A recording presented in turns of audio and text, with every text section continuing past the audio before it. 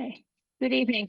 The Eastham Conservation Commission will hold a remote public meeting on Tuesday, February 25th, 2025 at 6 p.m. pursuant to Massachusetts General Law, MGL Chapter 30A, Sections 18 to 25, Open Meeting Law, MGL Chapter 131, Section 40, Wetlands Protection Act, and Chapter 155 of the Code of the Town of Eastham, Wetlands Protection Bylaw. And this meeting will be live on Public Access Channel 8 and available on the town website at www.eastham-ma.gov.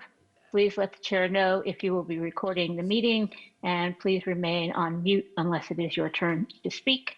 I'm going to take attendance and then we'll get into it. Janet Benjamin? Here. Joanne Cossett? Here. Craig Douglas? Here. Mike Harnett? Here. Chuck Wagner? Here. And Karen Strauss, I am here. So first up tonight, we have a certificate of compliance filed by the Eastham Conservation Foundation, Inc.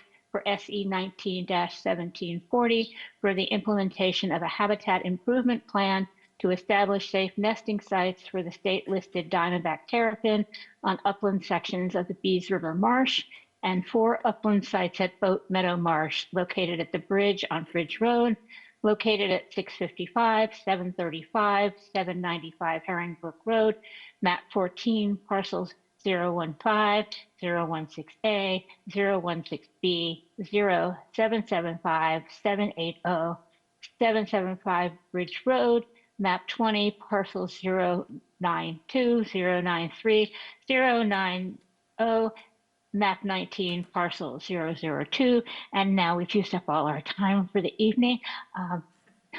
Okay, is someone here to speak on this? Henry, welcome. Thank you so much. Yeah, we made it just a little bit more complicated than usual with a variety of locations. We did visit 775 Bridge this morning and took a look at the area that we had been working with and will continue to work with. This project started in 2018, went to 2019, and it is an effort to stabilize the population of diamondback terrapins by allowing them to nest a little bit further upland from where traditionally they would be and have been nesting. Due to the fact that our sea level is rising fairly rapidly, the eggs in the ground would be drowned with a king tide, so-called. And the discussion was perhaps if we brought it up a little bit higher by a foot or so in vertical elevation, then the tides would not have as much of an impact on the eggs. The end result has been a spectacular success, between 80 and 90% survival of the eggs. It is, in addition to installing a fence, a wire fence across the posts at the low section of Bridge Road near the bridge, so that when the turtles are climbing up from the marsh and trying to find some place to deposit their eggs, they hit the fence instead of going across the street and getting squished. Roadkill is a significant problem, has been over the past several years. What happens when they hit the fence is they go along in the direction that they prefer, which is upland, and that directs them to an area where we have cleared off some of the grass vegetation, and exposed sand is there and it's available for them then to dig a hole, lay the eggs.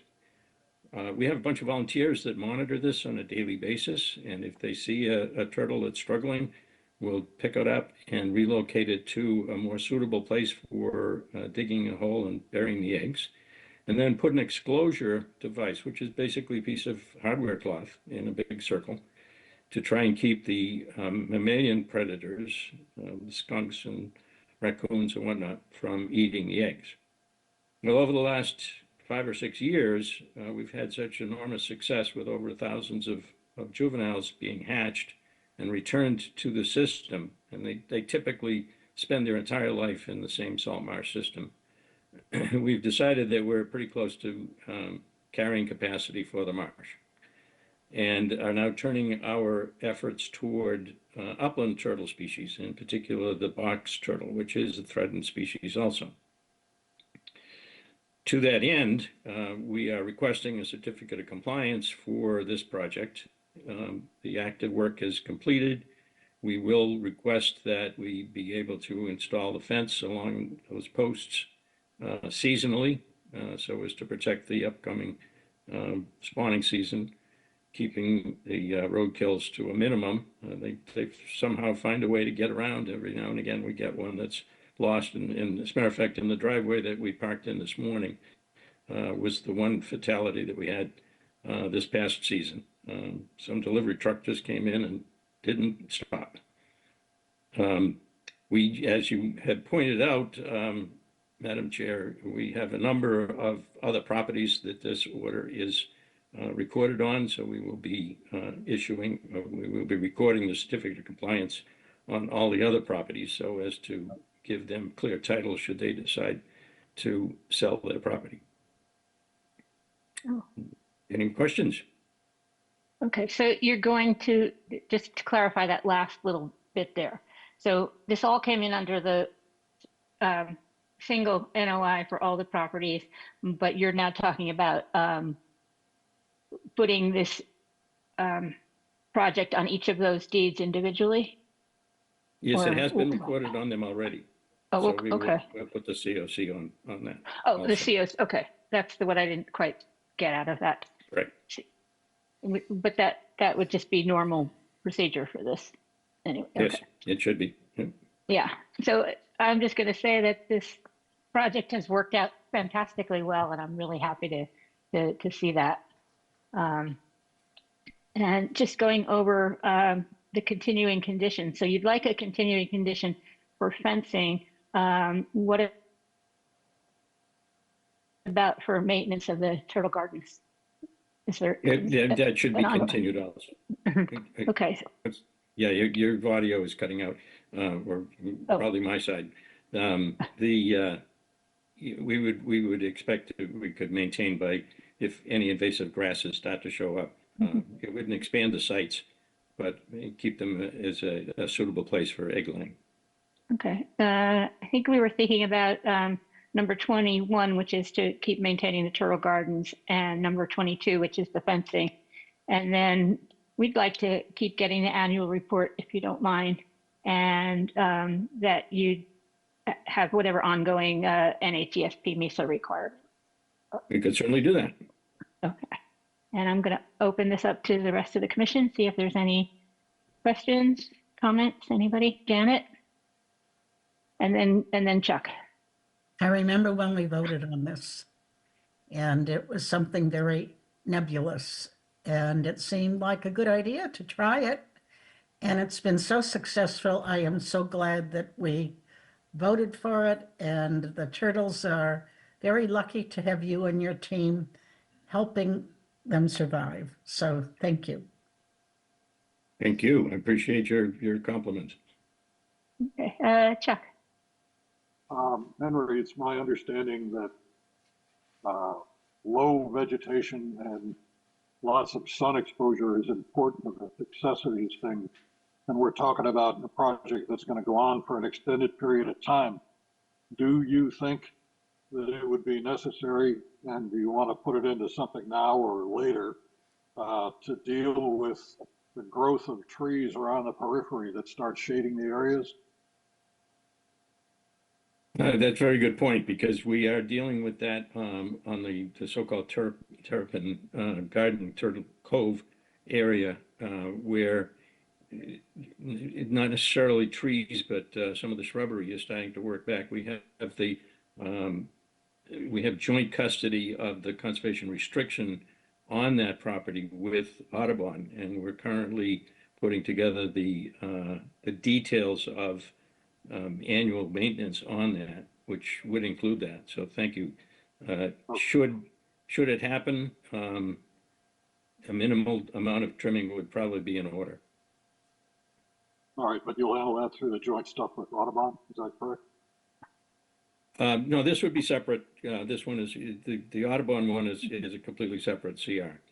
So this All is right. properties, these are other properties, but yeah, if we could add a sentence or two that would include not only the keeping the vegetation off the nesting sites, but should shading interrupt the sunlight so as to allow some other All right. less than Let's- optimal conditions, then yeah, we could trim that back. I don't expect it to be very much of anything. Yeah, I wouldn't expect it either, but you never know. So let's see if anybody else had any objections to it, because it's not in the text right now. Well, that was my concern here, that in an order of continuing conditions, under an order of compliance, we're usually only allowed to continue what was already in the order to begin with. And the trimming of trees and management seems to be outside of that. And I'm just saying that as a matter of procedure. I am not opposed to allowing some minimal maintenance of trees, to not to the point where you're cutting them down or doing some major undertaking, but it's not in the original order. So we'll see what anybody else thinks. Joanne?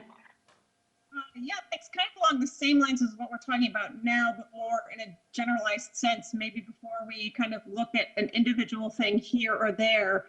Henry, maybe perhaps you can explain, like, what does success look like for this project 10 years from now, 20 years from now? And what I'm thinking about is, obviously, property can change hands, volunteers can come and go. So in terms of the big picture and how we support through these continuing conditions, what does that look like for you? And maybe we can think about what we already have in the language we're working with that could help feed into that, whether that's kind of a broad interpretation of part of it, or as you're saying, Karen, do we have to think about what we can do to add something? I thought I'd put that out there as like a big picture question, because maybe there are a few other things we'd also want to think about. Oh, can I add into that big picture question before you answer it? This area is also on the list to as a low-lying road and a project that will raise the road. So long-term, that potentially will also affect the turtle gardens. But to you, Henry. That's a good point. Well, there's a variety of sites across both Peace River and this Marsh system too.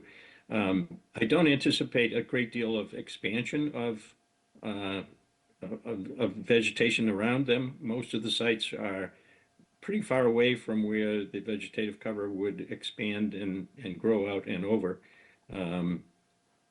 What our philosophy would be, number one, is that we have reached, as I mentioned, carrying capacity for the salt marsh system.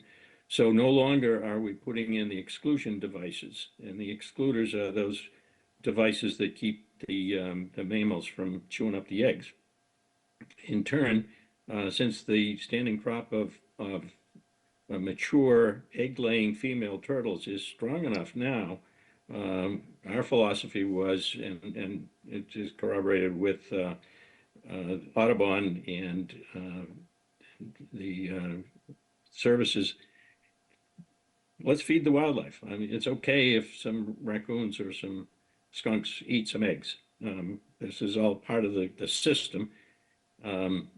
So we don't expect that we're going to be doing an awful lot more than perhaps picking up a stray turtle that wanders and doesn't quite find its way to one of these sites by itself, and have the native populations figured out on their own.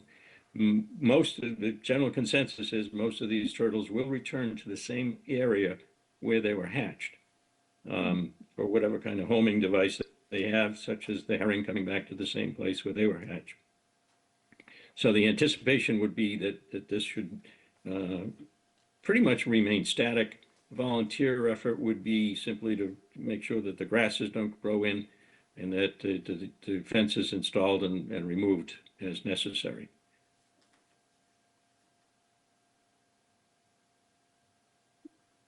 That answer your question, Joanne? Do you have any follow-up?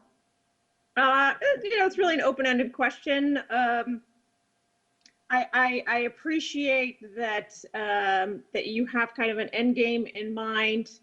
It sounds like maintenance of the grasses and the fence is what we really need to focus on.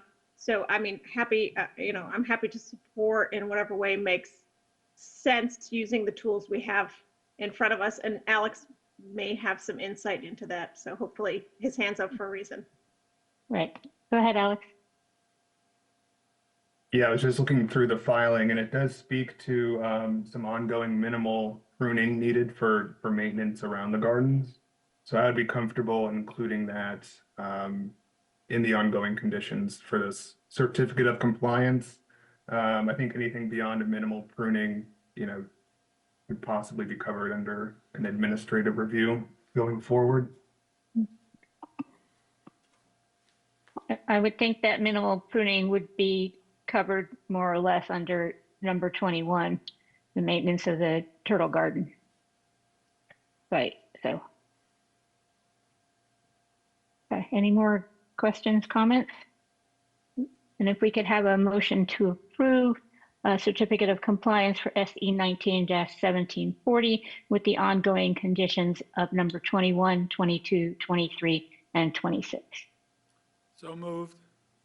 Is there a second? Second, Okay, Janet, yes. Joanne, Yes. Mike, Yes. Chuck, Yes. Greg, Yes. and I'm a yes. So there you go. Thank you, Henry. Well, thank you very much. And we will be sure to keep you posted with our ongoing project with the box turtles. But Oh, thanks again. we'd be very interested in following that along with you. Absolutely. Okay, next we have a continuation of certificate of compliance filed by Vanessa P. and Alexander Dole for SE 19-1318 for construction of a 20 by 22 foot garage within 100 feet of a bordering vegetated wetland and ACEC at property located at 410 Windjammer Lane, map 19, parcel 092. And we had continued this to explore the question of a no-mow zone.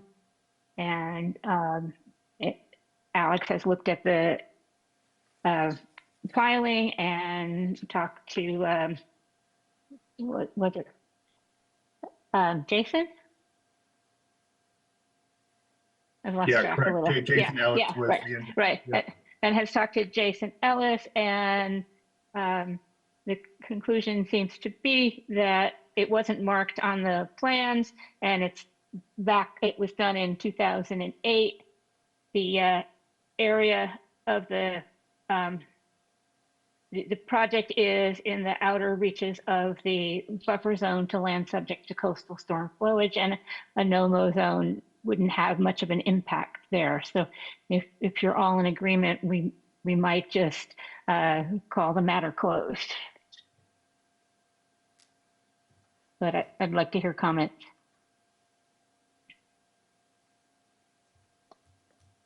Joanne, I'm sorry, Janet.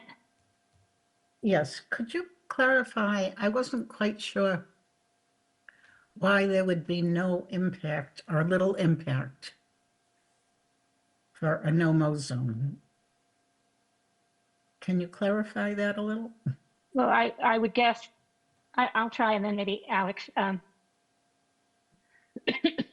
Looking at the project, this is at the outer periphery of the buffer zone to land subject to coastal storm flowing. And the purpose, I would think, not having sat in on the project and it being done in 2008, I wasn't able to access meeting videos or stuff like that to see what the discussion had been around it. But it seems to me that it's way far out from the flood zone, and that the purpose of a no disturb area, the work was fairly minimal, and it wouldn't provide any benefit to the flood area. So it's really quite far away from where it would impact resource areas. Thank you. That's my thought anyway. Alex? Yeah, just to kind of add on to what Karen said, I think it just, given the proximity to, the flood zone, if this was more of a sensitive resource area like a coastal bank, I think we would certainly have different opinions on this. But since it is on the far reaches of the flood zone, Karen and I discussed this last week. We both came to the agreement that, this no-mow zone on this given property would more or less have probably minimal impacts, on the flood zone itself. Thank you. Okay. Any comments from anybody? Okay. Yeah. So if we might issue a certificate of compliance for SE 19-1318, if somebody would like to make such a motion. So So moved. moved. Okay, is there a second? Second, Okay, Greg, yes. Chuck, Yes. Mike, Yes. Joanne, Yes. Janet, Yes. and I'm a yes. Okay. Next, we have a plan change request filed by Scott and Angela Fillion for SE 19-1855 for the removal of 3 existing walls, elimination of 2 decks, house move back 5 feet, construction of a natural stone retaining wall, Goshen stone landings and walkways, and adding plantings at property located at 3 Nans Way, map 07, parcel 516. And is somebody here to speak on this? I am here. Okay, if you could identify yourself for the record. Scott Fillion, owner, 3 Nans Way. So do you want to just run us through what you're asking for with the plan change, just briefly? I'm just looking to do the plantings as proposed on the plan that I submitted, and I don't know what else. I'd like to get your blessing before we move forward to do any of this work. So I did want to ask you, you did some of the proposed changes are after the fact, that you've removed the retaining wall for the septic system components and moved the house back 5 feet at the request of the zoning board. And usually those matters have to come back before the commission. And I'm just wondering. Those did not go back to the commission? They should come back to the commission before any work was done, and it seems like you already have done some of this work. I believe those did go back. To us? Yes, yes, I do believe that went back before any of that work was done. The Conservation Commission did go out to the site. I'm sorry, this project's been going on now for over 3 years, so I don't think there was a plan change. Alex, help me out here.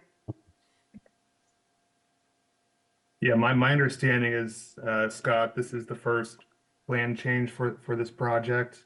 Okay. So when it comes to the location of the house and the removal of the septic system retaining wall, I didn't see that in the file Okay. for this project. So was that my responsibility? I don't know. I mean, Well, yours or whatever contractor you have, engineer who filed the original project. I don't remember if that was you or you had somebody. I had It's your responsibility as the property owner to make sure that stuff gets back to us as needed. Okay, I did not realize that was not discussed originally, and there was no way for that septic system to go in without that wall being removed. Mhm. So Right. I thought Jason had somehow, somewhere in there was a discussion regarding that, but Okay. So just going forward, be aware that if there's plan changes, okay. they have to come back before us before any work is done. And otherwise, I don't have any issues with what you're proposing here, and I'm going to open it up to Alex and the commission to see what they have to say. Alex? Yeah, I'll just mention that, this is one of the projects that has, was approved by one, an earlier agent. There could have been communications, between the agent at the time, as the newer agent for Eastham. I just don't have access to that, or that record wasn't kept. So I think I'd give you some grace when it comes to, Appreciate that. the proposed changes here. And I apologize if that was a misstep on my part. But I believe Jason had communication at some point, but I'm sorry, it's a long time ago. So, Okay. It sounds like maybe it was more of a miscommunication than anything else. And we'll just keep that in mind that now to make sure and we're all in a good place. okay. That sounds good. Okay. Greg? Yes, you're going to add in some stones to the front for like a patio, very large stones. Yes.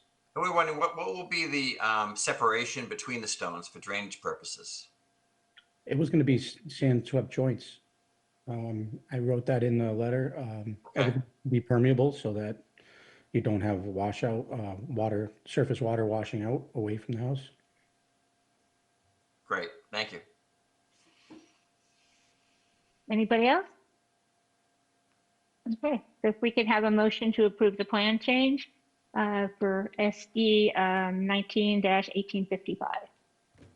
Move to approve the plan change for SC 19-1855. And is there a second? Second? Okay. Joanne? Yes. Janet? Yes. Mike? Yes. Greg? Yes. Chuck? Yes. And I'm a yes. So there you go. You are done. Thank you so much. Thank you very much.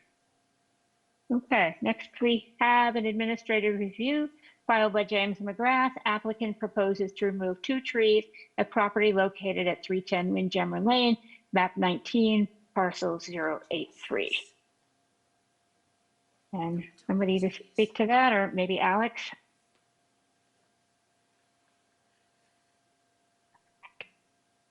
I believe the property owner may be with us this evening.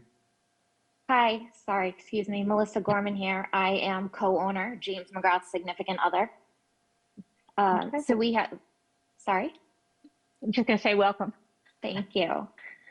This is my first meeting, thanks. I enjoyed learning about the turtles.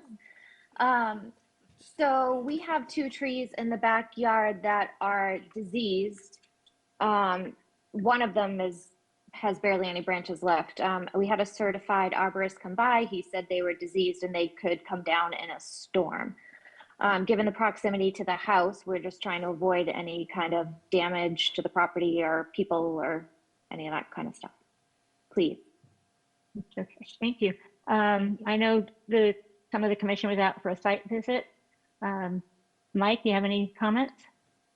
No, I agree. They both look old and damaged. I just wondered if they could be replaced with something else.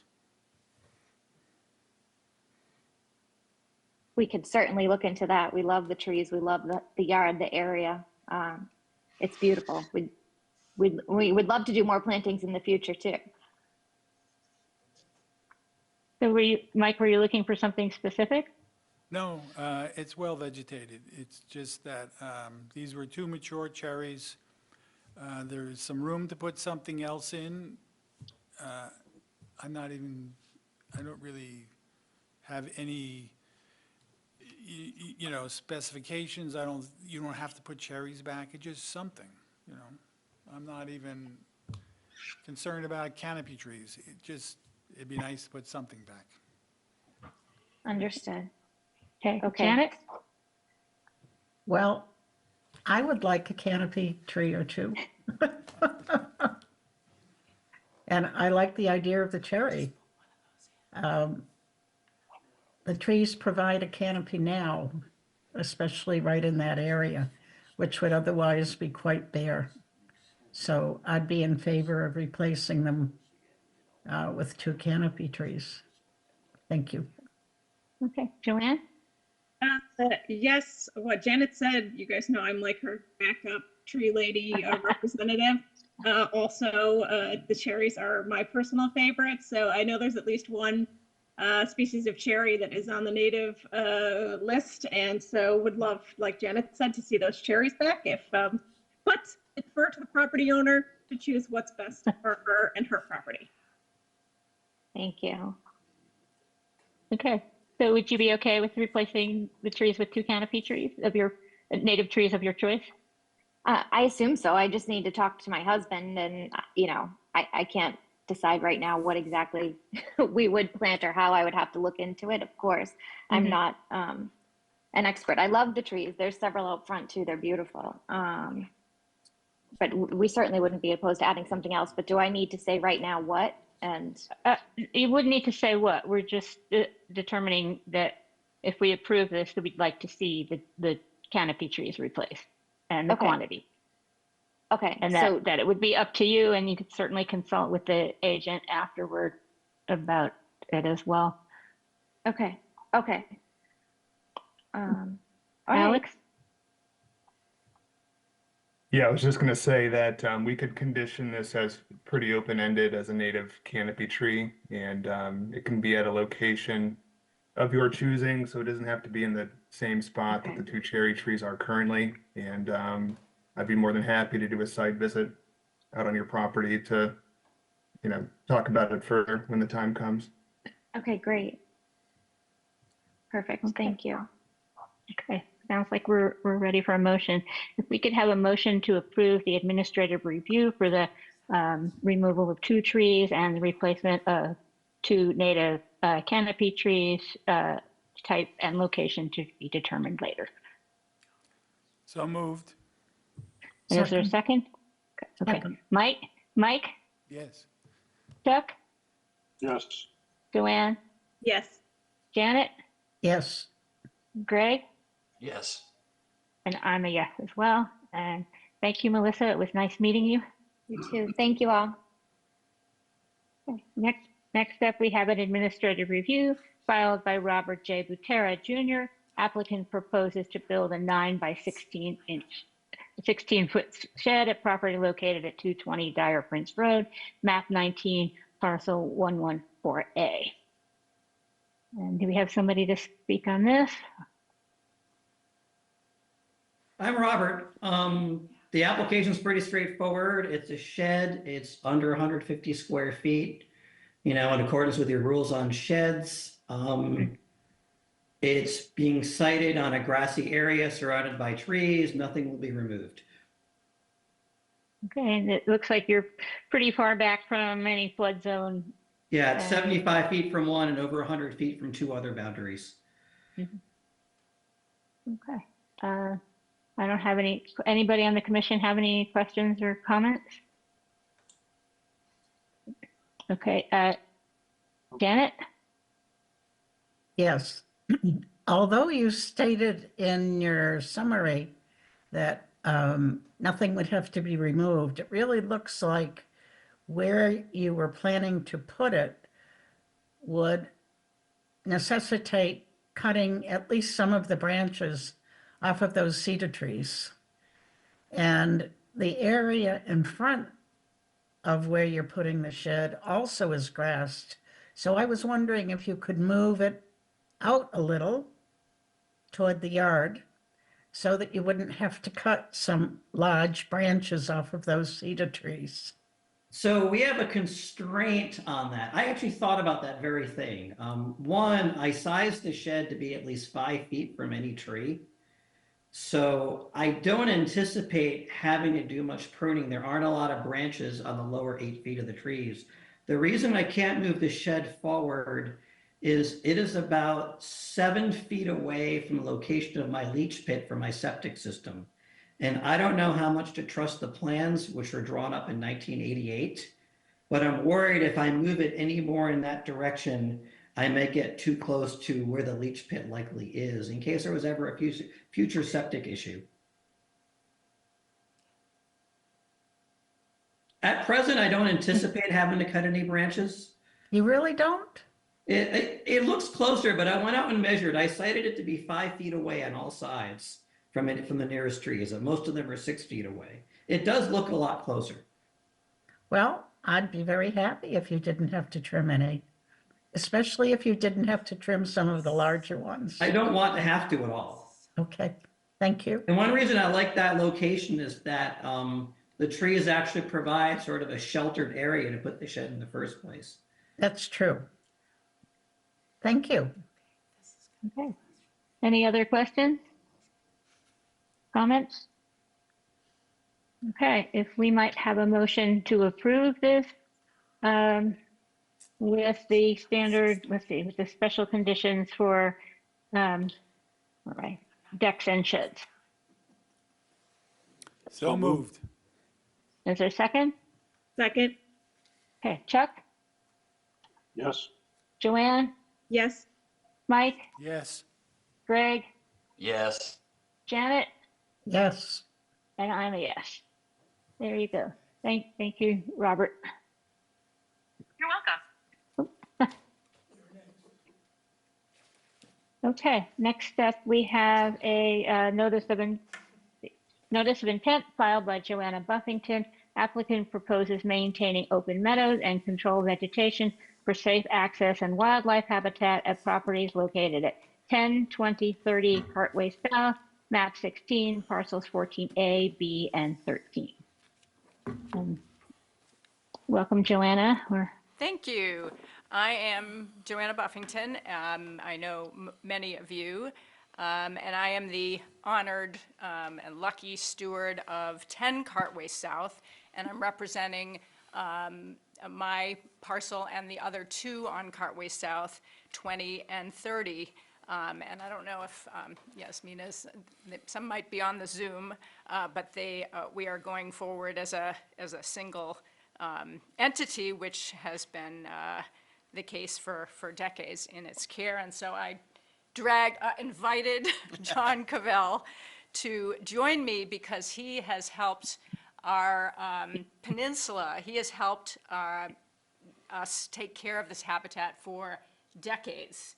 And so if you have specific questions on how he does this miraculous stuff, I'm hoping he can help answer that. I also want to thank Bill Allen, who is, Eastham's turtle guy, because he's been taking care of habitat out on this peninsula also for several decades. And you heard about some of the great successes for diamondback terrapins. This peninsula is a really magical place for the diamondback terrapin and many other species. And I was hoping, Alex, you can just put up a map first.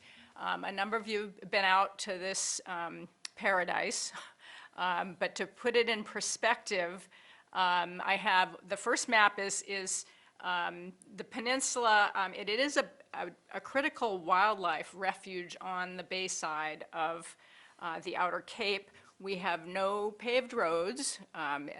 Those of you who've driven out there, many ruts along the dirt road, which owners have over the years said, shouldn't we fill these in? And we don't, for very good reason. We have very dark nights out there. There's no big lights.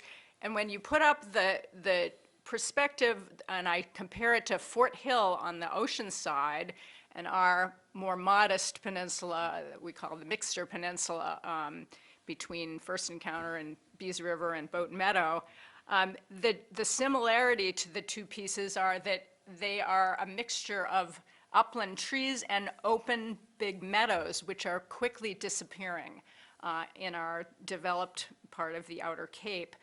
Fort Hill is about 100 acres and is maintained by the National Park Service, the Cape Cod National Seashore, which does annual mowing, and they used to do burns. I don't think they've done that in a while.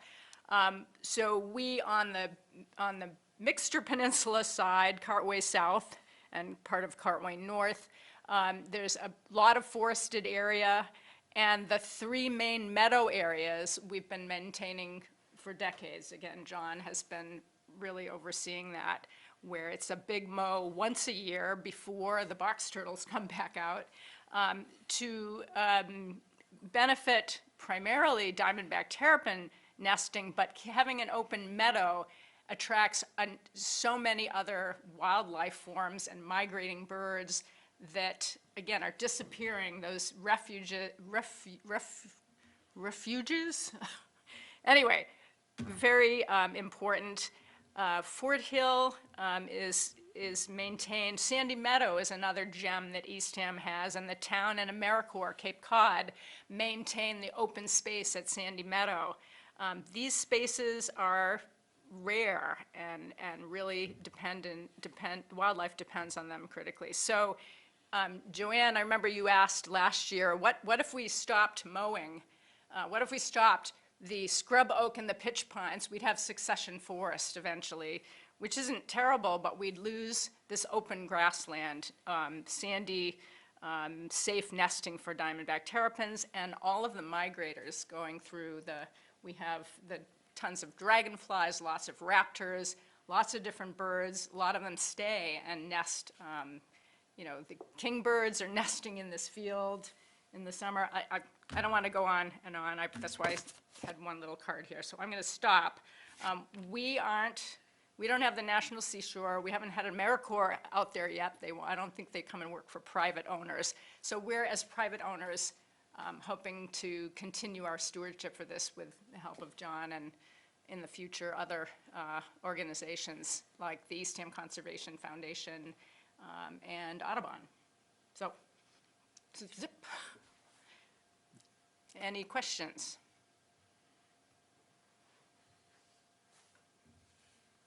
No noise.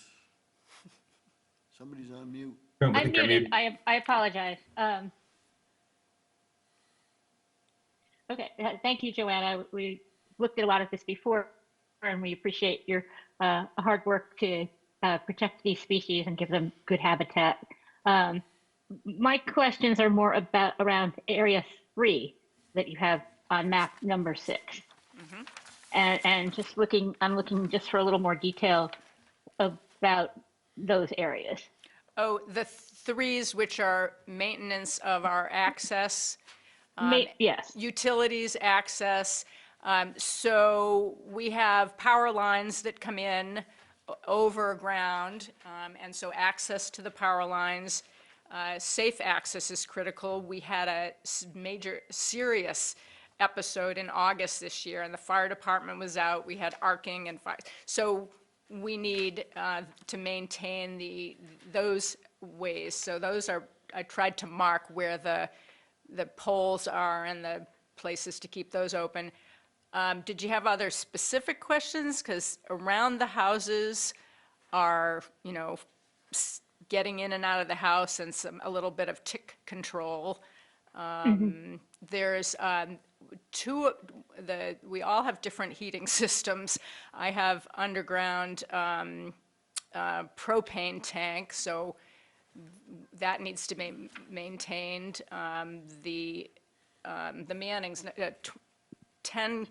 20 Cartway South also has an above ground big gas tank that needs to be kept clear. I think the Nubbin the one way out on the point, they have oil heat. So septic system access. So I was just looking more for maybe quantifying the area that are engaged, because I have no trouble approving this, but you're going to be asking for the conditions to go on in perpetuity, and somewhere down the road, somebody's going to be looking at this again, I am sure, and just to have those areas marked out a little better. I know that you have a site plan, and I think one of the other properties has a recent site plan that you might just be able to mark those areas out on. So we have it in a little more detail. 3. It could be a rough marking. It doesn't have to be surveyed or anything, just a little more detail Okay, there. no, we can do that pretty easily. Again, that Karen mentioned a main purpose of this is, this was first put in 2008. I think work had been going on for quite some time before that, before there were, before conditions, and, you know, this has been going on, and John put in the effort for all the properties to start, you know, getting approval for this. What was my point? Oh, and then we had to, right, we renewing it every 3 years when it's pretty much the same thing, and then, so we would like to move forward with 3 years, you know, if this is all approved, get a certificate of compliance, and then ongoing conditions. So, but that's a good point to make it clear. But what it's gonna look like versus what it might, Joanne, you brought up, is what it might look like in 20 years. There might be one fewer house. I mean, we don't know what this is gonna look like. So we can get more detail on each of the 3, but I suspect those will keep changing. If anything major changed, we'd need to file something new if there was something very different happening, but I don't know what that might be. Right. Yeah, I'm just looking to quantify what we're going to permit now. And yeah, Alex? Yeah, and just to add on to that, I haven't drafted conditions for this project yet, but when I do, I'll share them with you, and I want to make sure that you know, when it comes time for that certificate of compliance, we can reference specific conditions that we want to continue that will allow you to pursue, you know, this maintenance going forward. I think it's very evident that, you know, you've been wonderful stewards of the property, and we certainly want, you know, this good work to continue. Yeah. So I would, and I want to really thank Alex and Amy also for helping me, you know, get this all together. You were extremely helpful, as was Amy, and John, keeping me honest with, hey, I don't do that, or I do that. So I would very much appreciate if we could, Alex, maybe we can look at the 3 and make that more specific, that everybody's comfortable with, and that makes sense moving into the future. Yep, I can certainly help you with that. There is a concern, though. Yeah, any comments from the commission? Questions? Okay, so we are going to have to continue this, so you can add those details, but also because we have not yet heard. Oh, May I bring something up? go ahead. I was under the understanding that one of the things that hasn't been fulfilled yet is the MISA filing. Right, I was just about to say that we're waiting for the MISA filing, so that we would have to continue this until we receive that. Under the previous notice of intent, the mowing of the open areas needed to be concluded by a certain date. Right, and I expect they'll do that again. Well, that date was April 10th. Well, I'm just thinking about things going forward, that between weather and other things, if that, you know, that just For needs this to be year. done. Yeah, for Right, this year. for this year's mowing, we don't want to miss a year, but I think we can, and Alex, you can help me deal with that too, see when the MISA comes through, but also look, we got an administrative review approval for a year that isn't out yet. So we'll look at that to see that we make the timing on this year's big mowing before it's too late. And box, I mean, the main reason for the April 10th deadline, the big mowing has to be done before then, and I think last year you did it last week in March. Right now, I think, I don't know, is MISA likely to respond in the next couple of weeks? So the next meeting, we might know? I think MISA asks for 30 days. They don't always take the full 30 days for their determination, but it can take up to that long. So they received the application February 4th. Okay, so in that case, then we should expect a determination from the state prior to our March 11th meeting. Yeah, so that would, March 11th, if it looks like we probably will approve this. And then we have Right. 21 days to issue the permit and then 10 days for a appeal, which would put us into just about the beginning of April and maybe give you a week or so after that. April for your mowing. Fools. But you still have the AR, which I don't know Yeah, when you could mow that now with the expires. AR. Yeah. Do you happen to know when that expires? I'll look, it's back in my folder, but I think it's through March, I'm pretty sure, so you could pick a good day in mid-March and do one of them or something. It's not a one-day thing. Right. It's But multiple days. So, it does sound like you're able to go out and Yeah. do the turtle gardens area, those areas you could do some of them sooner. this year before the end of March when that Good. permit expires. And Yeah, this would apply after that. So it Yeah. doesn't sound like you're in a terrific crunch here right, on the Very annual maintenance. good. Okay, so if we could have a motion to continue this, I think we should definitely try for the next meeting, which is March 11th. Yeah. So moved. Move to con- And a second, somebody? Second, second, Okay, Chuck, yes. Janet, yes. Joanne, Yes. Mike, Yes. Greg, Yes. and me, I'm a yes as well. Thank you all for coming, and we'll see you in a couple of weeks. Thanks. I may Zoom in then or ride my bike. Thanks. Okay, either one works. All right, next we have notice of intent filed by Josephine Fellers Realty Trust. Applicant proposes relocating the existing dwelling onto a new foundation outside the 100-foot buffer zone, remove the existing septic tank, pump basin, and abandon cesspools, replace the existing beach access stairs, and restore disturbed areas with native plants at property located at 365 Higgins Road, map 04, parcel 456A. Who's speaking on this? Hi, good evening. Stephanie Sequin with Browder and Wilcox. I'm representing the Josephine Fellers Realty Trust. We have, I see, CC from Blue Flax Design is here. There are a couple of the family members are available as well. Teresa from Blue Flax is also here. This is an 18.7 acre piece of property that extends from Higgins Road on the east down to Cape Cod Bay on the west.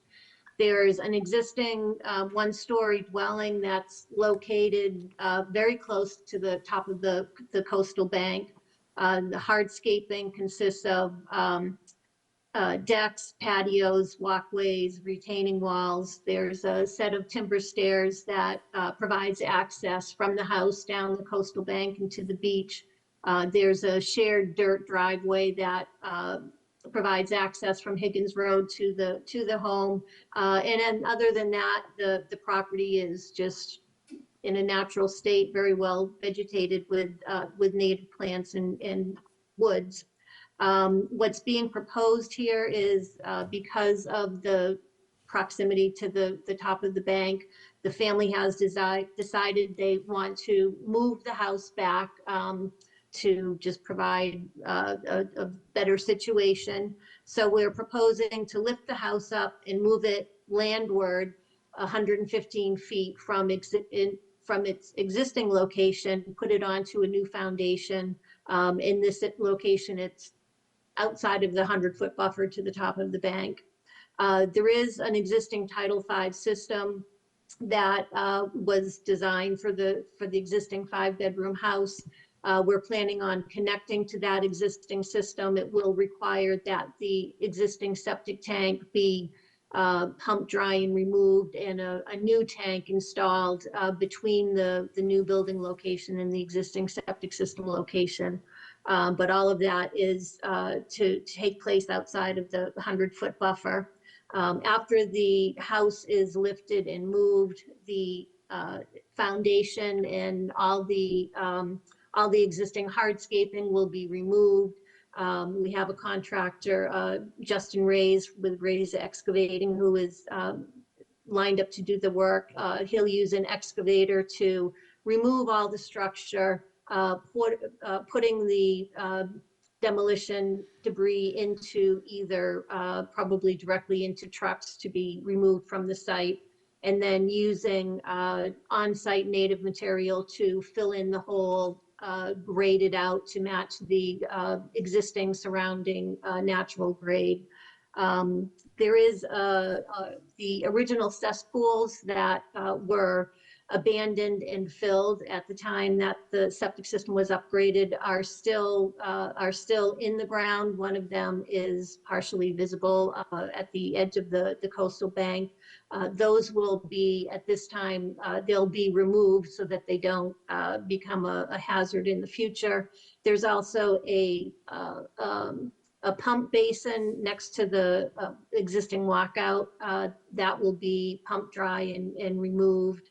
The current water line, underground water and electric services that run to the existing building will be abandoned, and new water and electric services will be run underground to the new building location.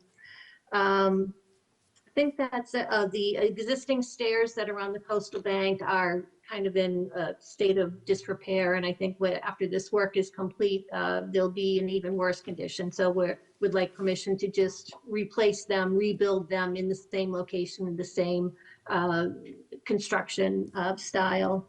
When all this work is done, the house is moved, all the hardscaping and foundation is removed.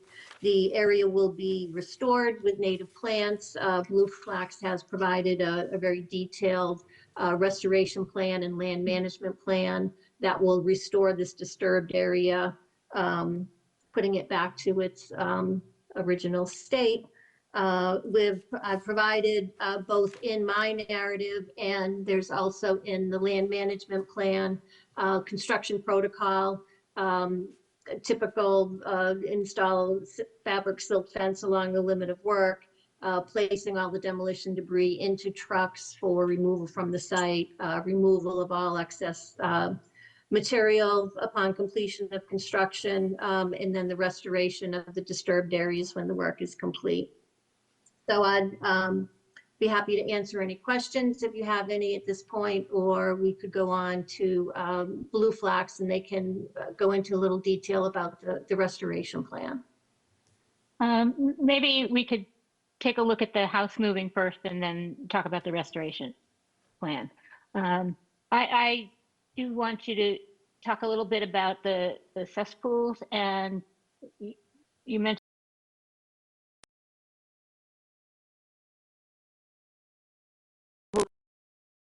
on the stability of the coastal bank. Well, it will be done using the excavator, which would be positioned basically where the existing house is now, and they'll just reach over with the arm and pull that out. They'll have to fill the void with soil and stabilize it. Okay, as I read the application, it sounded like they were filled in at the time the new septic system was pulled in. So I'm a little confused why they have to be addressed again at this point. I think just so that if there is further erosion that, I mean, these cesspools are just hand-laid blocks, I'm assuming, and they could just, if it's undermined or exposed, you could just end up with the block on the beach. Okay, so this time you're going to take the whole thing out and then fill it in. Okay, and then just looking at the house coming out, how many trees are going to come out in order to facilitate the house move? I do not have a tree count. I don't know if Blue Flax. Yep, I can answer that question. So there are a number of trees in varying states of health and varying size. I was actually out at the site late this afternoon before the hearing, anticipating and double checking what's within jurisdictional area.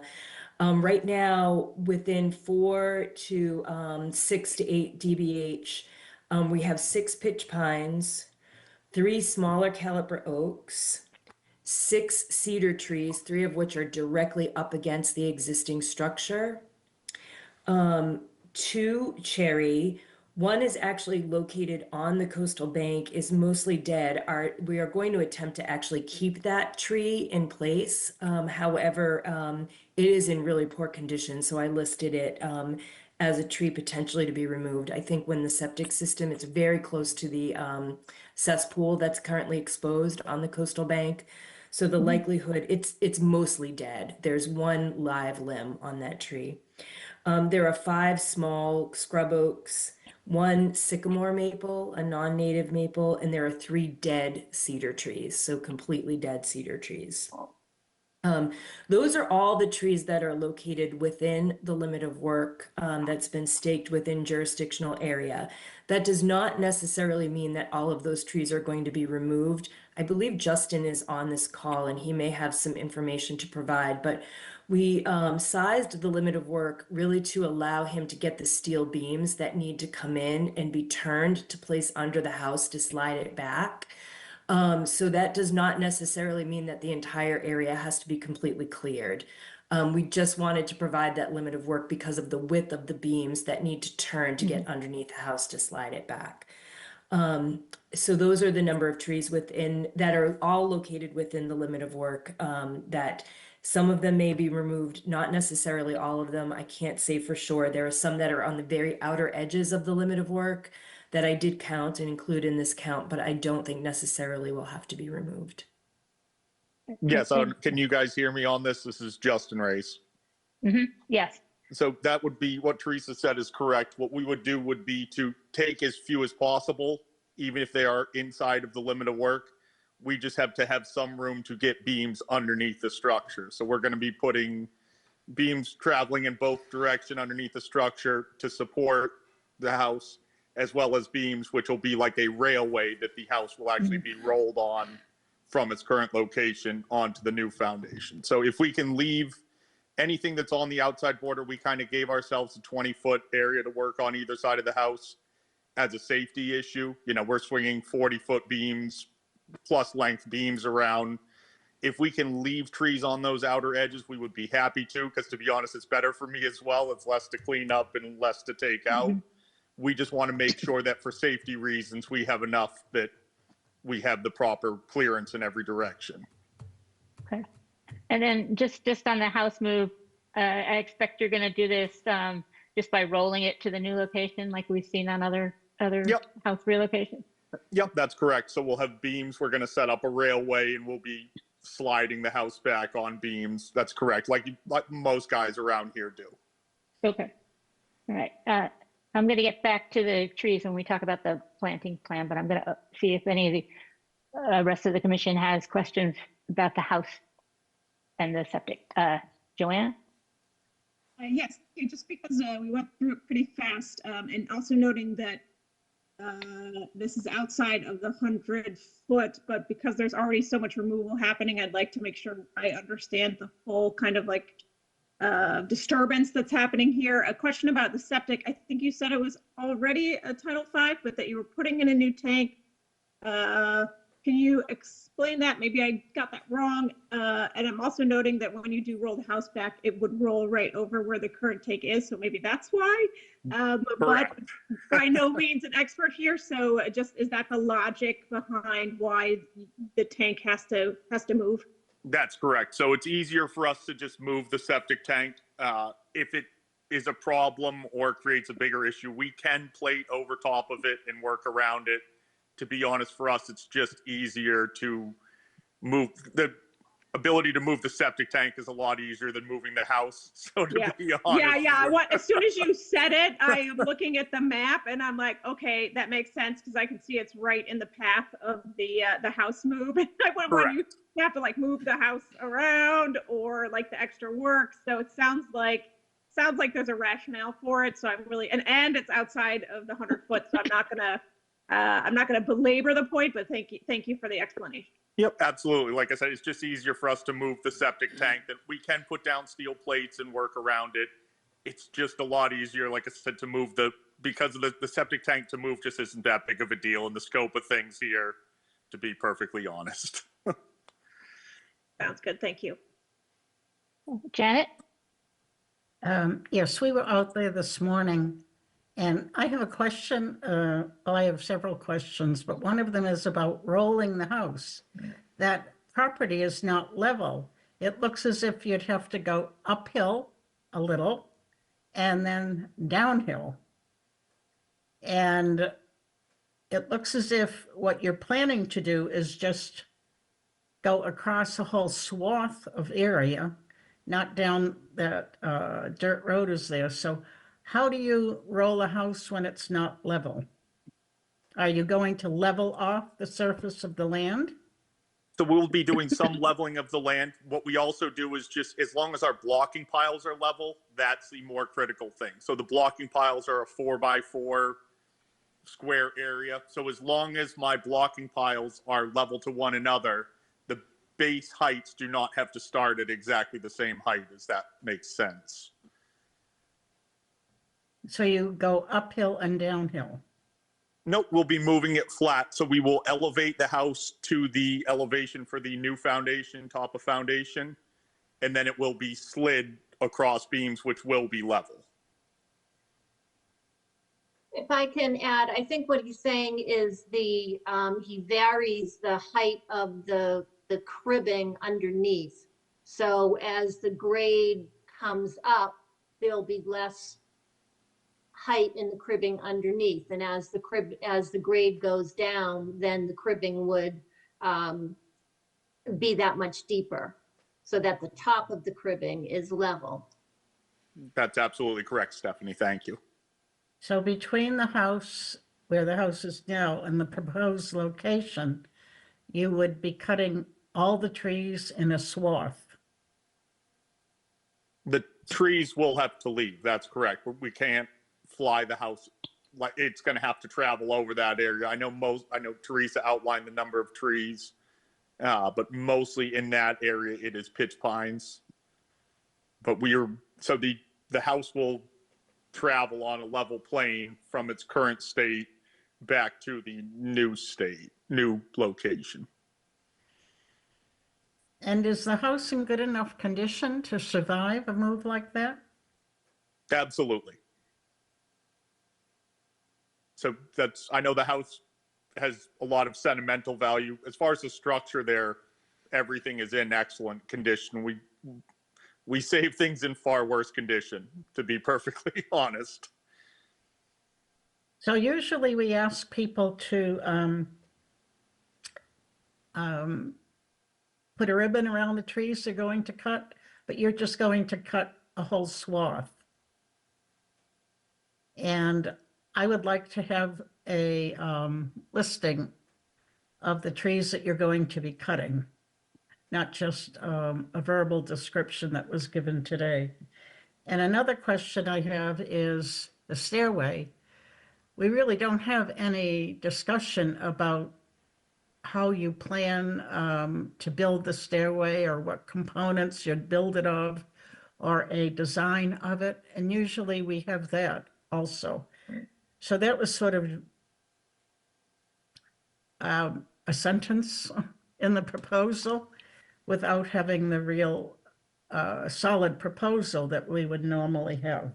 Sure. So what we were talking about with the stairs is, unfortunately, they've seen some damage because of the erosion in that area. What we would be doing would be repairing or replacing with like in kind. So they're currently constructed out of pressure treated. Our hope would be that we can possibly just support what's there and leave it. What I'm worried about is none of us know what's going to happen in the next month or so. If we get a nasty month and it needs more extensive repairs, we wanted to try to cover that on this permitting as well. So maybe that shouldn't be covered at all in this permitting. Maybe it should have to come as a separate permit after the move is completed. Because as I said, we don't have any design, we don't have any real description of it other than you're going to repair and or replace the stairway. I think we need a lot more detail. If I could speak to that, I think one of the ideas is, first of all, the decking at the top of the stairs is caving in and needs to be replaced, just replacing it exactly in kind.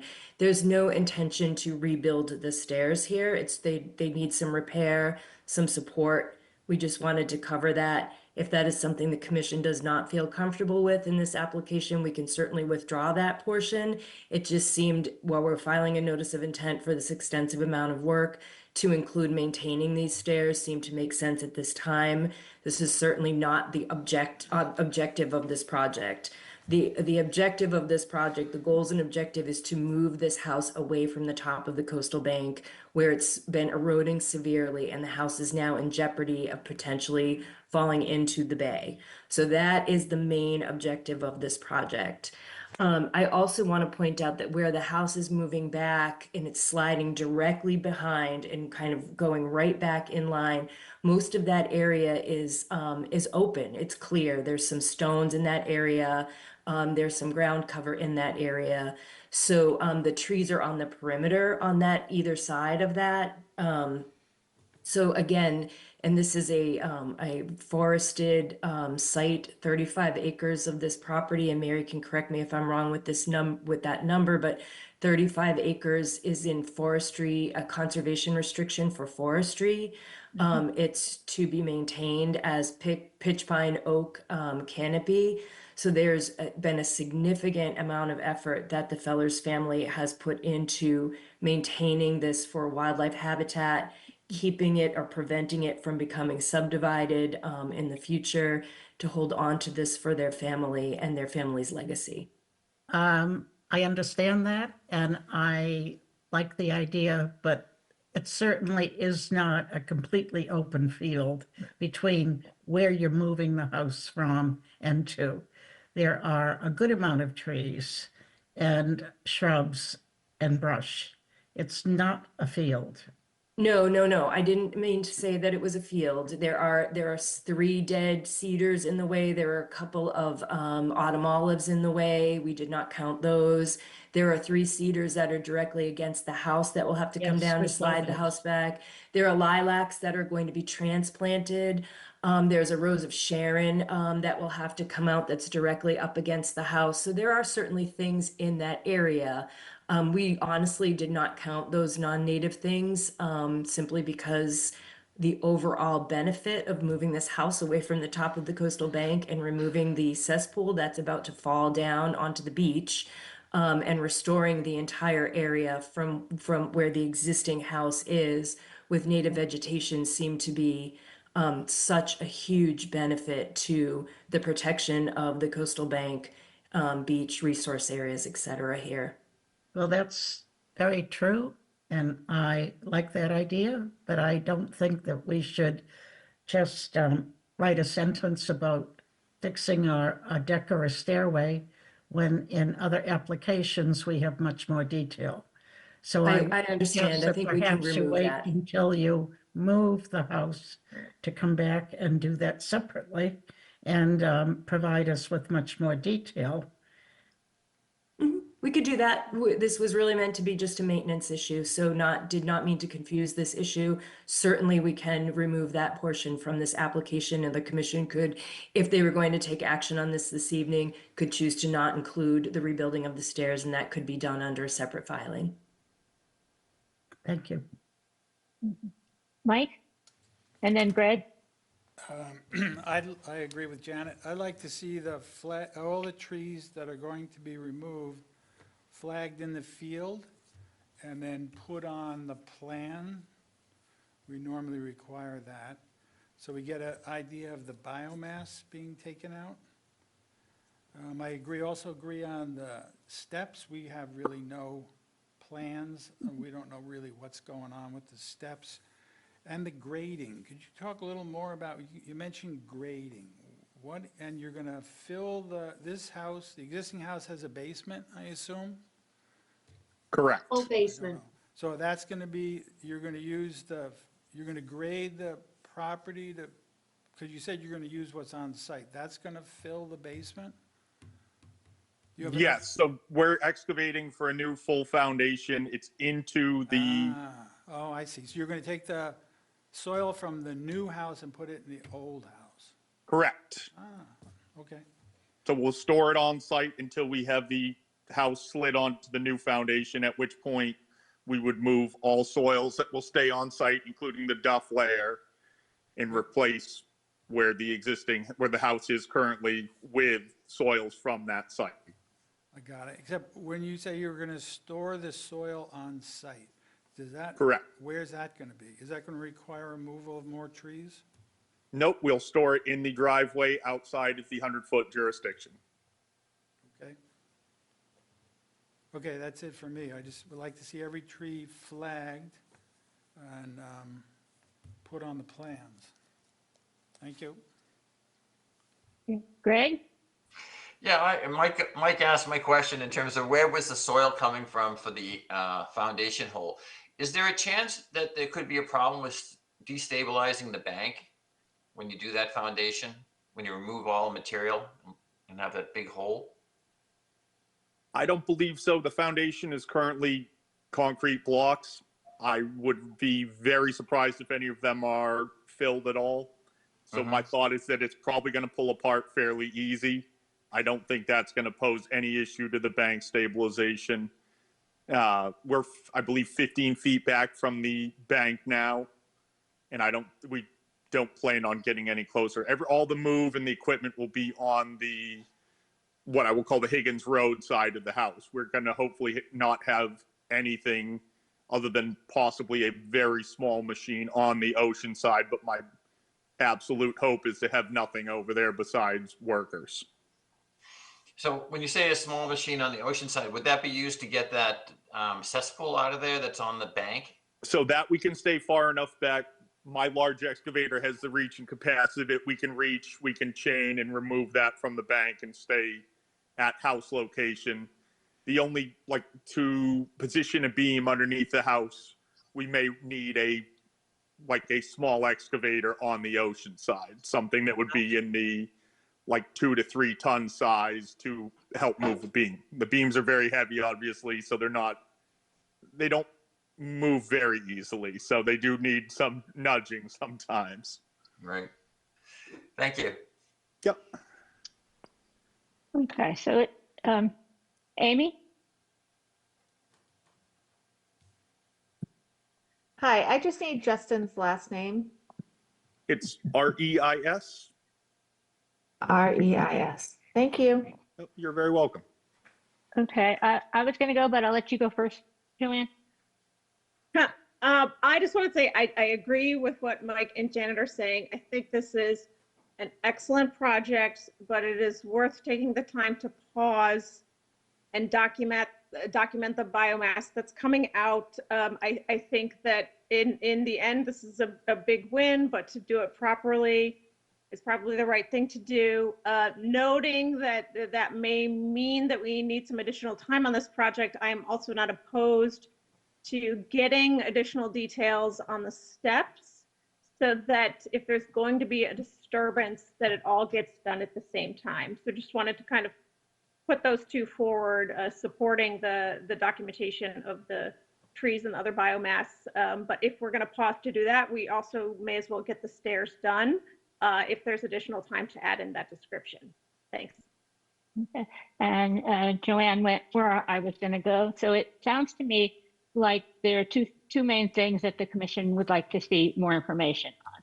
One is the trees, and we still need to get into the landscaping plan, but for this portion of the discussion, it sounds like we would like you to identify the trees and vegetation that are going to be removed for the house location and put them on the plan and flag them on site, and then also mark any other trees and vegetation that might come out in relation to the other work. So you could mark it for us as definitely is coming out or may come out, so that we have a full sense of what the biomass removal would be.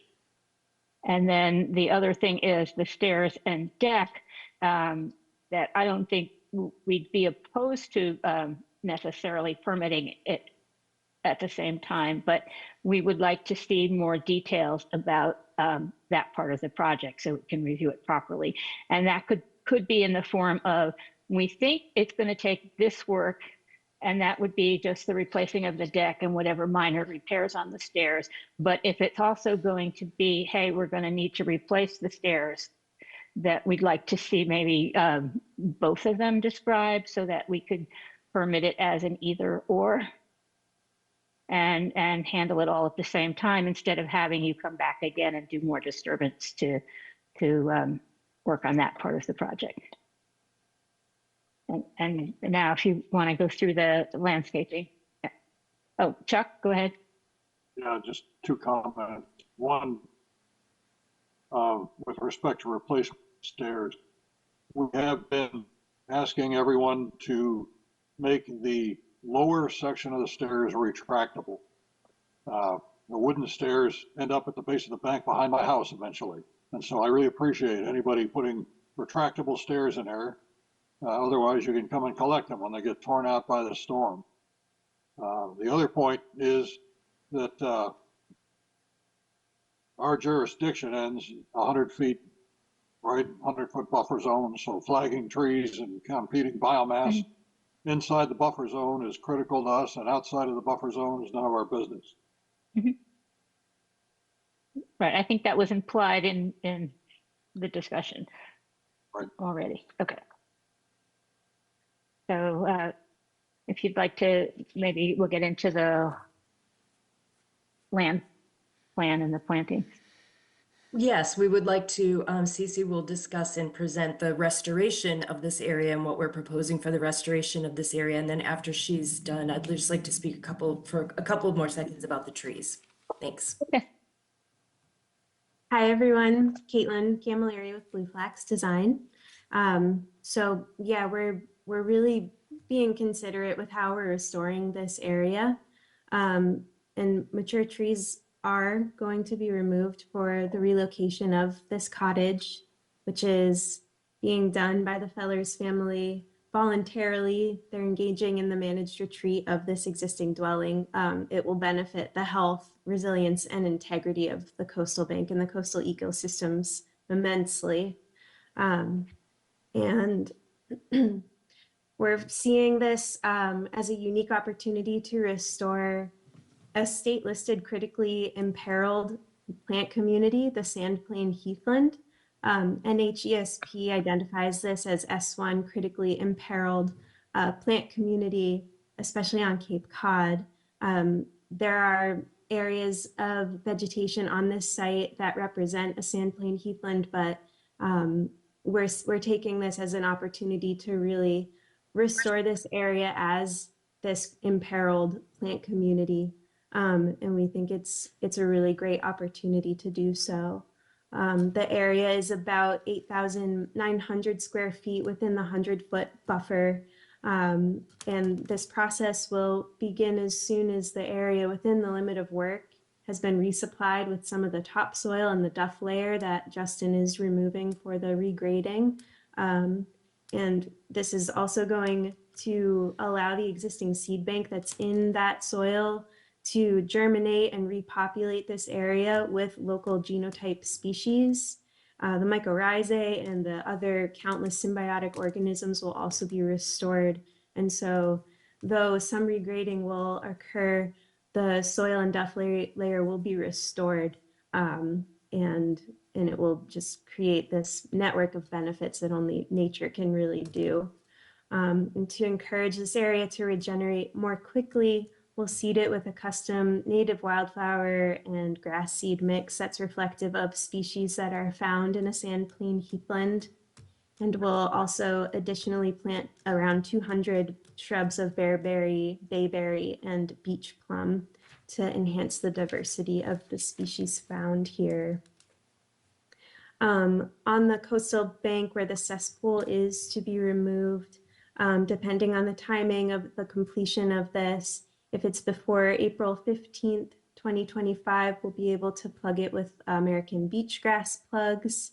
And if it is completed after that date, we'll seed and blanket the area and plug it with switchgrass. And both options are excellent ways to stabilize that coastal bank area where the cesspool is coming out. And this plan will greatly benefit the health of the coastal bank and the coastal ecosystem, and is an opportunity to restore a critically imperiled native plant community. And I'm happy to answer questions, or Teresa can talk about the trees more. Thank you. I appreciate that you're looking to rebuild a sandplain heathland. You may know that we're managing Sandy Meadow, an open space in Eastham, as a sandplain grassland, sandplain heathland. So we have some experience with those communities.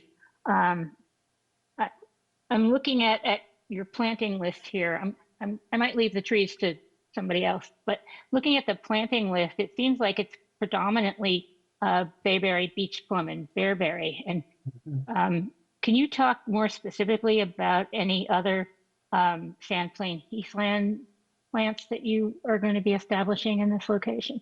Because I don't see anything specific necessarily in the planting plan. Ideally, we would be able to source native heather, which is representative of a sandplain heathland. Unfortunately, we're not able to get that commercially available. There is some beech heather found on the site, and reindeer lichen as well, which before the removal of the cottage, Blue Flax would like to get in and try to save what we can of these kind of trickier to find ground cover species.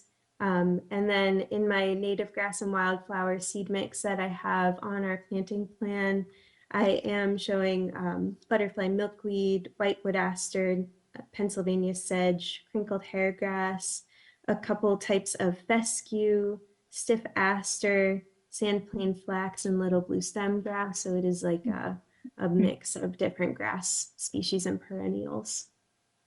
So I do like that seed mix, but I'm just a little more concerned about the other part of that community that it sounds like you may or may not be able to reestablish. So if we're talking about it as a sandplain heathland, it would be nice to see more of the heathers and stuff.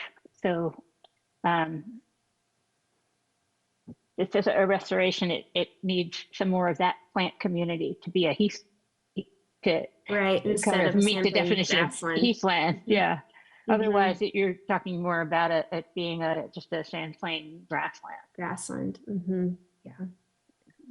So if you could detail more of the seed mix and what you plan to do versus the heathers for us, and just talk a little bit more about how you're planning to establish that rare community, I'd appreciate that. Okay, thanks. And then I'm going to leave it to my fellows to talk about the trees. Who would like to go first? Mike? I think I have to wait to find out the exact number of trees and where they are before I can talk about anything.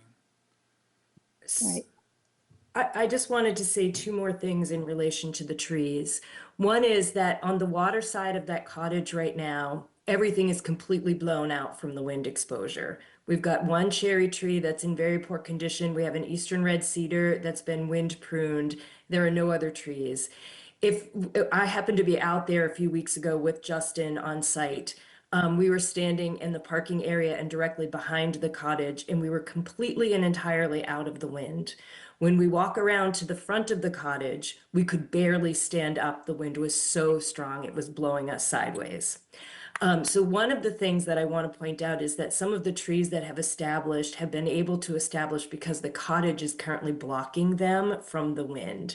As soon as the cottage is removed and these trees are exposed to the wind on this site, we're going to see something different happening. There's going to be a complete change in wind patterns, et cetera, happening on this site.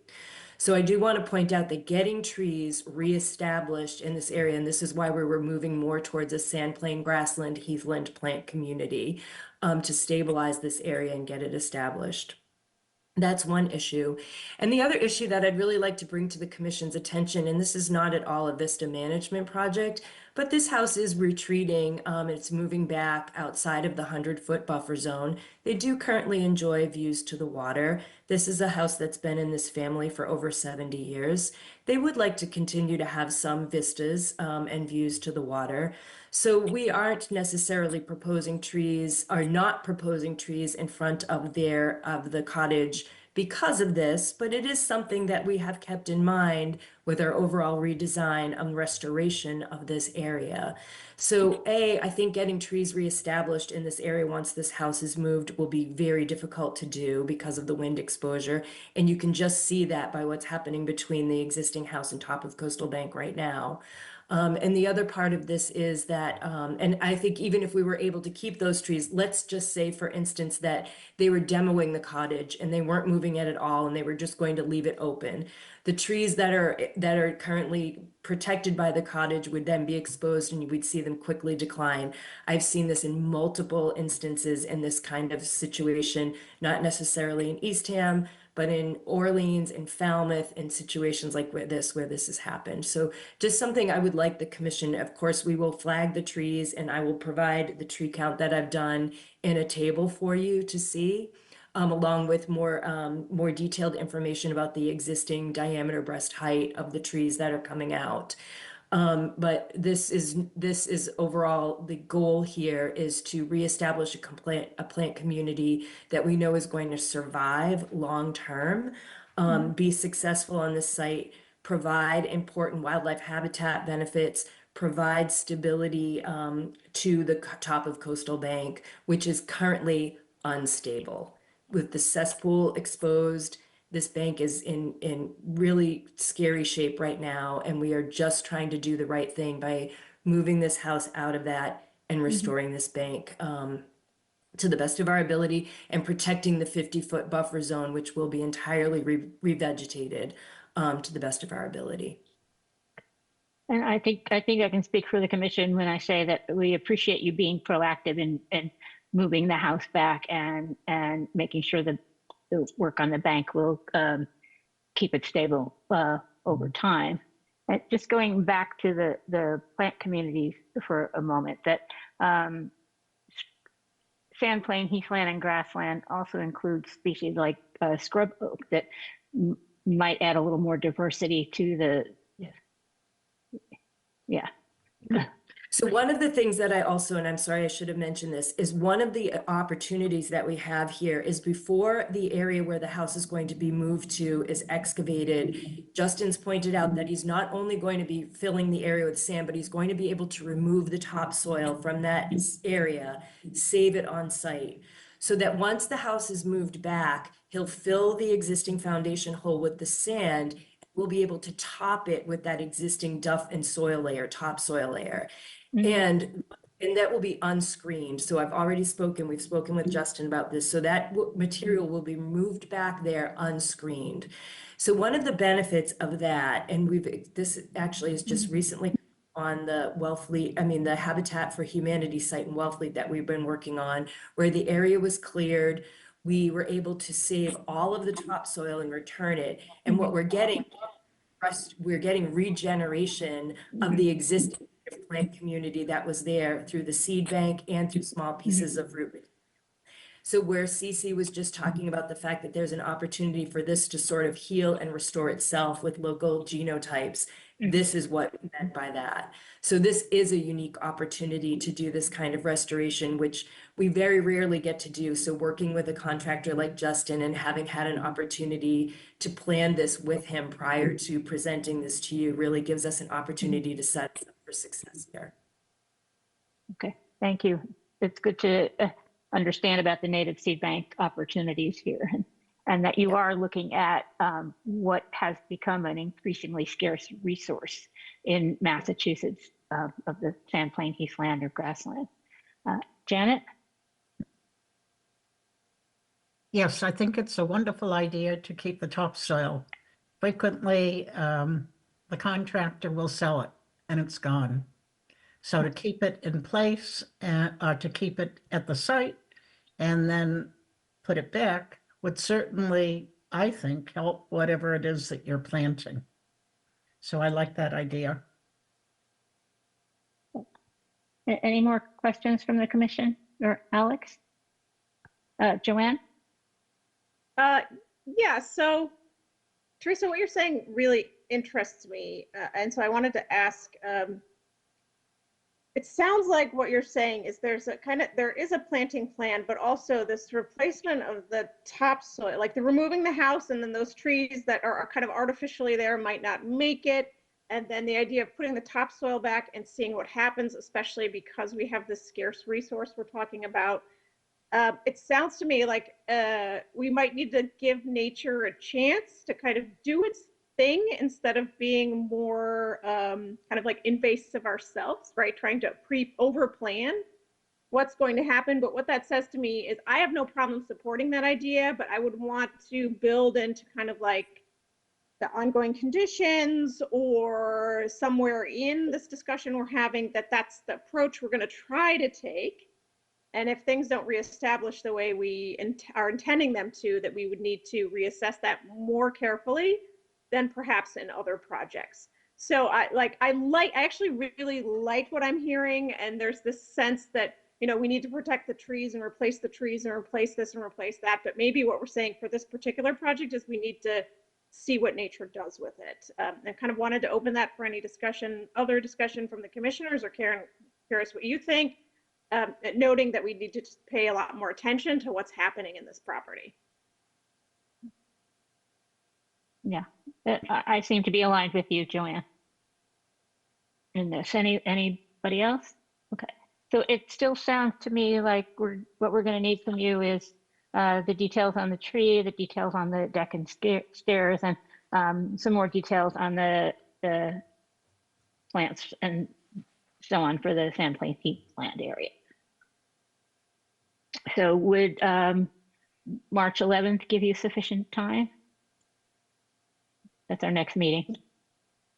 It would give me sufficient time to get the trees flagged that I've counted today, yes. Mm-hmm. And if you decide you want to provide more details on the deck and the stairs as well? I think so. I mean, this was really not meant to be the focal point of this project. It was just the opportunity to replace. So I will speak with the property owners who are here, and they can make the determination whether to withdraw that entirely or to just give some detail on replacing that top piece of decking. Again, that's kind of, if you were out there today, you saw it's a little bit wonky walking over. Right. It doesn't sound like the commission is necessarily opposed to that work. It's just that we are looking for sufficient details. Sure. Yep, absolutely. Okay. We just don't want that to hold up this project is the most important project. So we don't want anything to hold that up. So yes. Right. Okay. Thanks. So if we could have a motion to continue this to the March 11th meeting. Move to continue to March 11th. Is there a second? Second.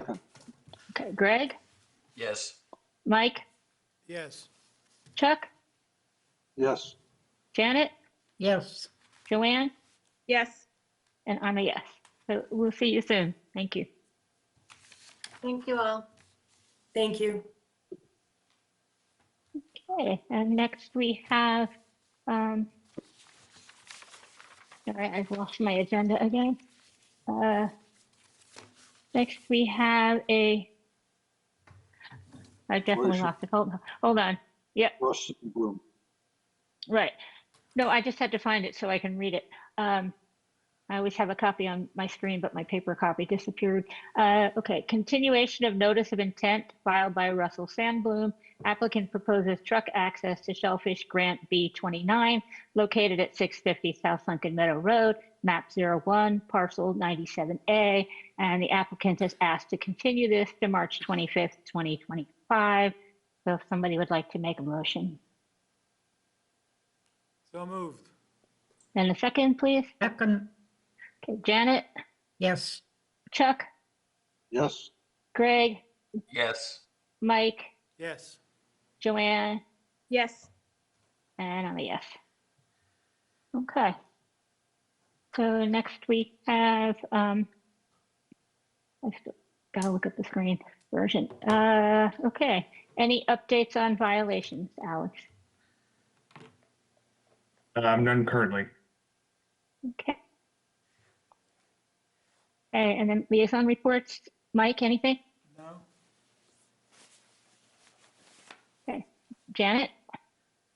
We won't have another meeting until, well, it's not planned to have another meeting for the CPAC until June.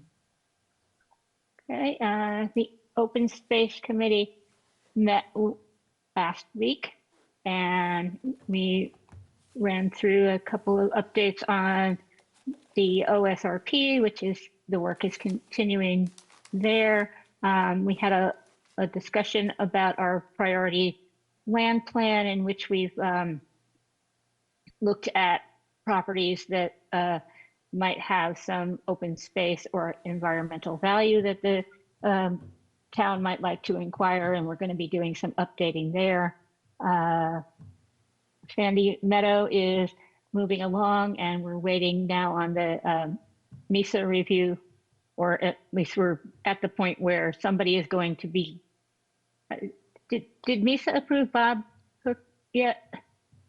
Yeah. Okay. So we needed to, for our MISA review, get a botanist or biologist out there to review certain plants and provide that information to Natural Heritage, and that process is underway.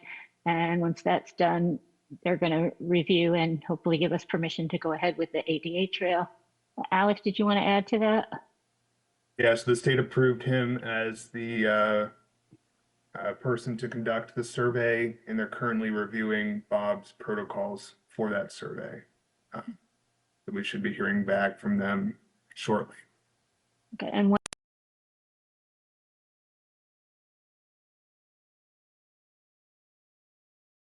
have, as we've discussed earlier in the evening, 30 days to review that. And once they've done that, hopefully we'll be clear to go ahead with the installation of the trail. We just have a little window for that with the contractor's availability. And yeah, so Open Space Committee does have a vacancy. If you know anybody who's interested, now would be the time to let them know to apply. And that's pretty much that there. The Strategic Planning Committee is meeting on Friday this week at 10 a.m. to look at what might be close to a final version of the plan. And that's where things are there. Okay, elsewhere on the agenda, we're looking at education and training update. The MACC conference is Saturday, and Alex and Janet and I will be going. And if you're lucky, we'll give you a summary of things afterward. But it looks like a good program. There's, I think, will be between us attending things on salt marshes and on climate change and legal aspects of our work. So our old friend. Yeah, I'll be doing a class on citations, delineating coastal dunes, wetland restorations. Mm-hmm. What else do we have? Well, I'm going to be doing the Wetlands Protection Act trivia with one of the DEP circuit riders, and that should be there you go. We've been told to make sure we study up on sections 10.03, 10.05, and 10.08. So we'll see what I've learned in the last 8 years. And the keynote speaker is our old friend Gregor McGregor, as you may remember from revetment issues. But I will also be attending the class that he runs regularly at these sessions to update us on legal developments that affect Conservation Commission or cases that have gone on. So, and we're going to be traveling at 5:30 in the morning, so you all don't have to. But it should be a good day. It's always a good conference. What else? I think Alex, and as far as I know, Greg and Janet will be attending the floodplain training on March 20th. March 20th. Yep. So that's a full day training that Thursday. So yeah, I still plan on going, and You said it was Greg and Janet also? Yeah, I'm planning great. on it. Well, I look forward to- I formally bowed out because of my cataract surgery. So, Okay. yeah, but I hope you'll give us a report Certainly. afterward. Okay, and then, okay, any other discussions? We were going to talk about work session date. And executive session as well. And executive, right. So the executive session is to review the minutes from the executive sessions of Harm's Way. I don't think it'll be a very long meeting. And Alex and I thought that perhaps it would be best just to add it on the end of our March 11th meeting, rather than asking you guys to come in at half hour early. That works. Yeah. Okay. So we'll plan on doing that after the meeting on the 11th. Yeah, and then the work session, has everybody already given Alex their availability? And what date screamed up to the top of the list? So if I was prepared for this, I would have compiled all this information. So I think we're going to hash that out right now. Okay. Let's see. For I me can personally, I can buy you some time, Alex, if you want, make a community announcement, unless you brought it right in front of you. What's that? I can make a community announcement to buy you time if you needed a minute, but if you're good to go. Okay. Let's go with your community announcement. All right. All right. I'm helping you out. Remember me. Remember me in the future. Guys, just want to pass on one of my high school drama club announcements. The kids are doing a shortened kind of like Gen Z version of Little Women, so it's only about 40 minutes long. There's a reason for it. It's their competition piece for a competition they're doing this weekend in Bourne. It's like a Cape-wide competition, so they have to shorten it down to 40 minutes, but they'll be putting it on for the public March 3rd, 4th, and 5th in the new performance space of the high school. So if you haven't seen it, it's a good reason to come by. Of course, being high schoolers, they are scant on the details, exactly when is the curtain and all of the other stuff. But just, call the front office at the high school. I'm sure they'll have the information. Or if anyone is interested, I can share pass the details along. But always good to support your local arts in the high school. So come on out and see the shortened, up-to-date Gen Z version of Little Women. Will they provide a glossary so we can translate? That's more like Gen Alpha, and I know exactly what you're talking about. I study up on that too. Yeah, I hear the space is really great. I've been looking forward to. Oh, it's beautiful, beautiful. It's one of the few performance spaces in the Cape that actually has a balcony. So I'm very impressed that your kids and the NASA kids are so engaged in all these interesting performance opportunities. Not much else to do in the lunch break out here, right? For a high schooler. No, but congratulations to them for doing all that work to. Yeah, we'll see. We'll see how they do. I'll update you next time if they win. I'll have lots of smiles. Okay.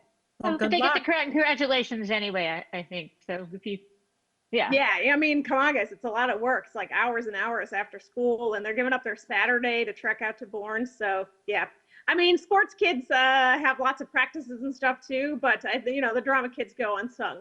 So you got to support your drama kids. Okay. Janet, you were gonna say something? Well, Mike's in a play. Okay. That's right, Mike. It's the status. Yes. It's the Baskerville, and it's March 6th, 7th, and 8th. We're performing at Cape Rep. Tickets are $10, so it's affordable. And it looks like it's made pretty good. It's the Bold Company. That means you got to be 55 and older. Okay, so it looks like we have lots of entertainment opportunities available. And I think I've got the tally here for the executive session. For So our the work options- session. For the work session, excuse me. So our options were March 26th, that's a Wednesday. March 27th, Thursday. April 1st, Tuesday. The 2nd didn't work for multiple commissioners, so the 2nd is out. And then the last option is Thursday, the 3rd. March 26th, I'm good for him. You know, since we have ConsCom the week of the 23rd, could we go with April 3rd, that Thursday? So the week after the 25th Conservation Commission meeting? Sure. Yeah, I'd be okay with that. I mean, that worked. Yeah, sure.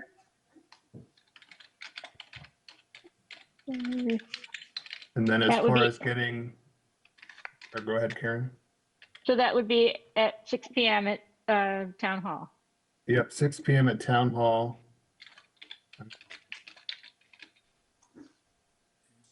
I liked the potluck style that we've done in the past. If everyone's still on board for something similar. Yeah, I still owe you guys quiche. Since I didn't come live for the last one.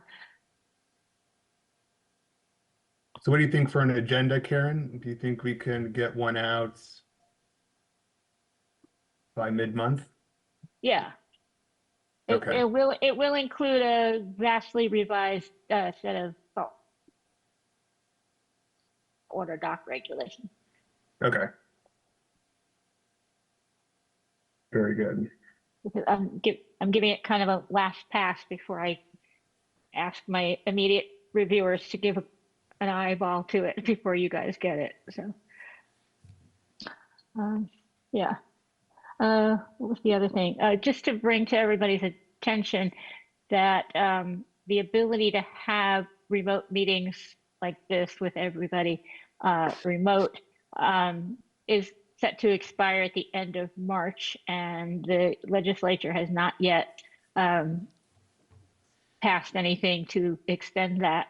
It seems to be in a committee in each house of the legislature, and the sticking point seems to be that some people want it to be that every town has to offer a virtual option for all meetings, and some people don't want to have that as a mandate because poor communities might not be able to afford that. So that's one of the sticking points. But the lieutenant governor and the governor are both in favor of this, and the select board has sent a letter of support in favor of adopting and continuing to allow meetings such as this. So hopefully we'll hear by the end of March, but in the past they've waited and sometimes until a couple of days after it expired to say you can go ahead. So just wanted to put that on your radar in case the April meeting might have to be the majority of the members in person, because if the COVID era order expires, then we revert to the select board policy for remote meetings, which means the chair has to be in person and the majority of the commission to establish an in-person quorum, and a couple of people are still allowed to be on virtual. So just so you plan accordingly. I don't want you to have that come to mind at the last minute because it might affect how you schedule your day on April 11th. Okay. Anybody else have anything? Alex? My aunt Julie from Wisconsin joined us this evening on our meeting, who I believe is JM. JM, if you're not my aunt, I'm sorry. But I was glad you're able to tune in. That's pretty cool. We love Alex. Alex, is she in Wisconsin? Or She's in Wisconsin. All my dad's side of the look at that. All my dad's side of the family is from Wisconsin. Participation. Yeah. So she may no longer be with us, but she joined us for most of the meeting, I think. That's pretty cool. See, that's one of the advantages of Zoom. Just Right. to come back to that. While we would have to have our quorum in person, everybody else is still able to join the meeting by Zoom. So just to think about that. Okay. So thank you, everybody. Great work. Oh, your aunt is texting in the chat box. Okay. Nice to meet you all. I love Alex too. Hi, Aunt Julie. Right. Okay, so if absent anything else, if somebody wants to make a motion to adjourn, Make a motion to adjourn? is there a second? Second, Okay. Janet, yes. Chuck, Yes. Greg? We lost Greg? Okay. Thank you. Mike, Yep. Joanne, Yes. and I'm a yes. Go. Night all. Night, Night Good all. night, everybody. Thank you, everybody.